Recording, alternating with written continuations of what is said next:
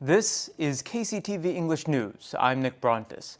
A local lawmaker proposed Tuesday that the Provincial Council conduct administrative investigations into all large development projects.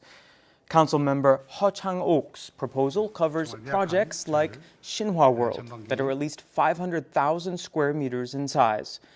This is in response to the provincial government's eased requirements for Shinhwa World, which has experienced sewage backflow problems. The proposal calls for a thorough investigation into the process of granting construction permits for the projects and how developers fulfilled the requirements for official project approval. If a simple majority of sitting council members agree to the proposal, the body will gain the right to investigate. It will then form a special committee for the probe. The province will survey foul odors at local hog farms for the second time beginning next month. It will investigate a total of 106 farms in 15 Jeju City communities and 11 in Seogwipo. The subjects of the inspection are farms with at least 5,000 hogs. The list includes facilities run by the Nanji Livestock Laboratory and the Jeju Livestock Institute, as well as farms in designated odor management zones. The province conducted a similar livestock odor inspection last year. It plans to finish probes of all island livestock farms by the end of next year. Jeju City is making 30 of its 32 public paid parking lots free over the Chuseok holidays. Motorists won't have to pay from September 22nd to the 26th at the lots in front of Jeju City Hall, at Shin-Jeju Rotary, to the west of the provincial office, at the entrance to Tapdong, at Dongmun Traditional Market, to the north of the court building, and elsewhere. The paid lot at the airport entrance will operate as usual, and JL parking garage will remain partly open. The city expects a lot of people will be shopping at traditional markets, so it will dispatch parking attendants to the lots near Dongmun Market and Chuseok. The province will survey the human rights situation at residential facilities for the disabled. The process will be a joint project between the public and private sectors. Officials will select 11 people from the private sector who specialize in personal interviews. Researchers will then visit 5 out of the island's 13 facilities for the disabled to survey residents. Provincial officials say the one-on-one interviews with the disabled will help them uncover possible human rights violations at the facilities, as well as determine how fair the resident selection process was.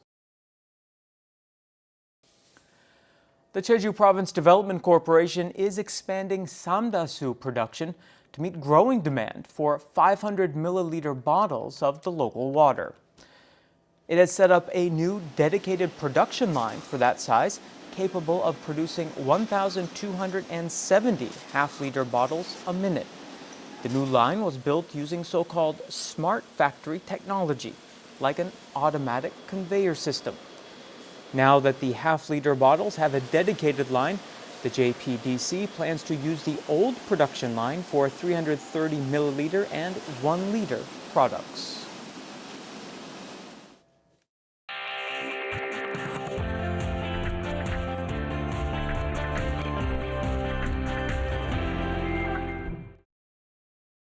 This week on Jeju A to Z, Todd Thacker gives a bit more information about Chuseok, next week's highly anticipated extended national holiday that has its roots in the autumn harvest.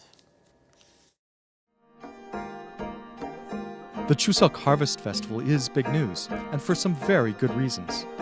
Along with the Lunar New Year holiday, or Seollal, Chuseok has always meant a great deal to the Korean people. In addition to marking the end of the summer growing season, it's a welcome break from work and school, affording families the opportunity to gather and catch up on the events of their busy lives. This year, the holiday begins on a Sunday, so it will be possible to get up to 5 consecutive days vacation, somewhat fewer than last year. Still, with Monday, Tuesday, and Wednesday off, that doesn't mean people won't be busy. For one, there's plenty of cooking to do, since the ceremonial dishes are rather elaborate and require a lot of preparation.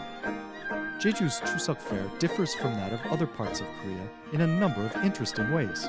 This includes the songpyeon rice cakes, which here are shaped not as half moons like on the mainland, but full moons. Jeju mountain bracken, or gosari too, appears prominently in Chuseok dishes like jeon, a kind of savory pancake side dish. All in all, this beloved national holiday is a well-earned break from our hectic modern lives. Here's to a relaxing and eventful Chuseok. Todd Thacker, KCTV.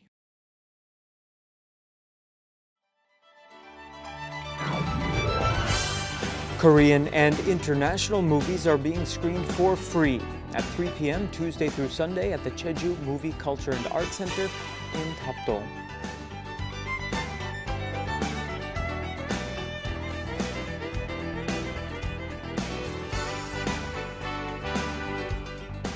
The popular comedic performance of the Jeju Nanta Company is staged daily at 5 p.m. and again at 8 p.m. on Friday and Saturday at the Nanta Theater in Jeju City.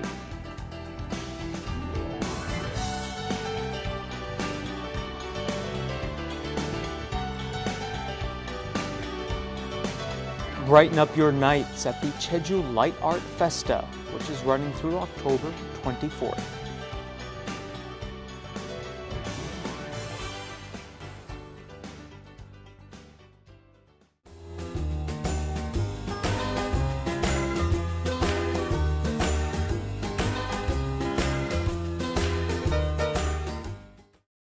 Rain early Thursday will taper off a bit before picking back up later in the day. Anywhere from 30 to 80 millimeters is expected. For more, here's your forecast. The morning low in Jeju City will be 23 and the afternoon high 27 degrees.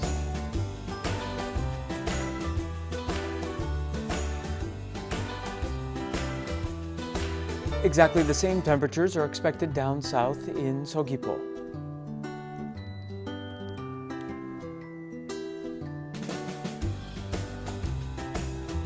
It will be slightly cooler in eastern regions. The low before lunch in Seongsan will be 22 and the high later on 26 degrees.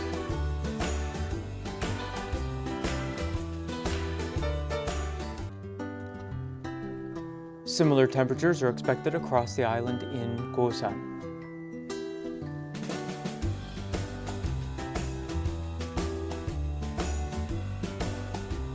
And the morning low up on the mountain at Songpanak will be 19 and the afternoon high 23 degrees.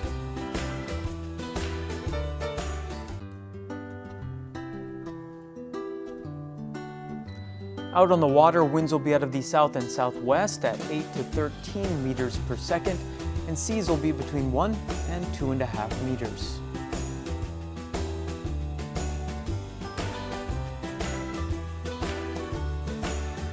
And here's what's coming up.